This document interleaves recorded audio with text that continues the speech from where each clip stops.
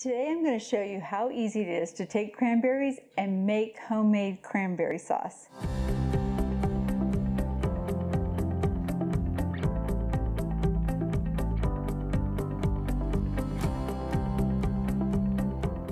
Hi, I'm Aaliyah Millam and I'm the founder of the food blog Premeditated Leftovers.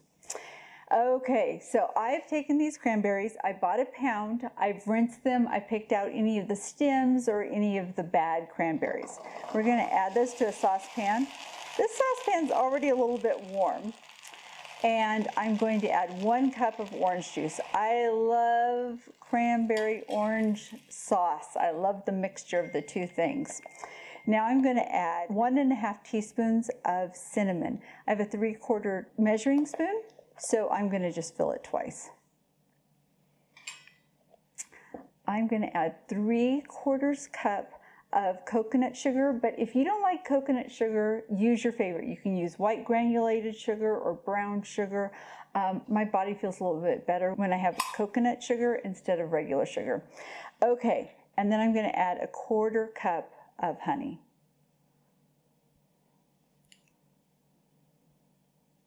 And what I'm going to do is I'm going to turn this up to medium-high, and I'm going to let that start heating up while I put a grate of orange. Now, if I needed orange juice after I was done zesting my orange, I could juice it. The zest not only adds flavor, but it adds color to your cranberry sauce. Gives it a little bit of pizzazz as well as flavor. Okay. Set that aside, and then I'm going to stir this all in. Now I'm going to cook it over medium-high until it boils. One of the fun things that you might not realize about cranberries is that they pop when they're cooked. So in a few minutes, once this reaches a boiling point, we will be able to hear them pop. Once they've popped, then they're going to collapse in, and that's what's going to make it that nice thick gel. All right, so I've let it cook over that medium-high heat for a while. It is just starting to boil, and the cranberries are going to start popping. Can you hear that? Let's see if we can get another cranberry pop. Did you hear that pop? So they're going to just start popping.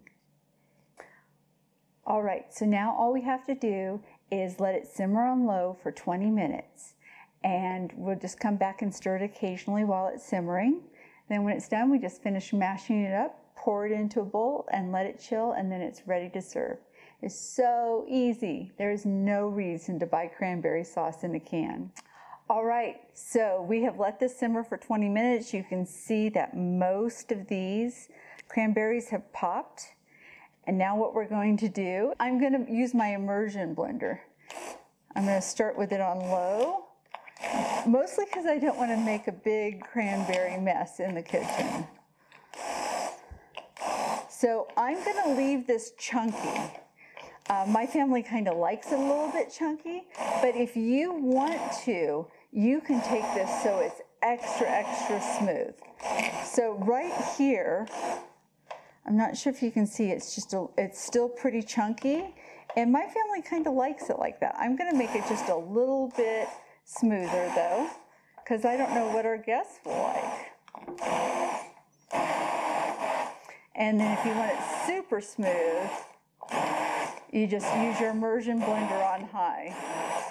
Okay, I'm going to declare this smooth enough. If you don't have an immersion blender, you can very carefully spoon this into a blender and then blend it in a traditional blender until it is nice and smooth, or at least the texture that you want it. And then after that, you just pour it back into the bowl. Okay, so I'm going to go ahead and pour this into the bowl. Now, this is a great make-ahead recipe for Thanksgiving because it can be in the refrigerator. It needs to be in the refrigerator for at least 2 hours so it gets that nice thick gelled texture to it. But you can make it even further in advance. You can make it a day or two in advance of Thanksgiving.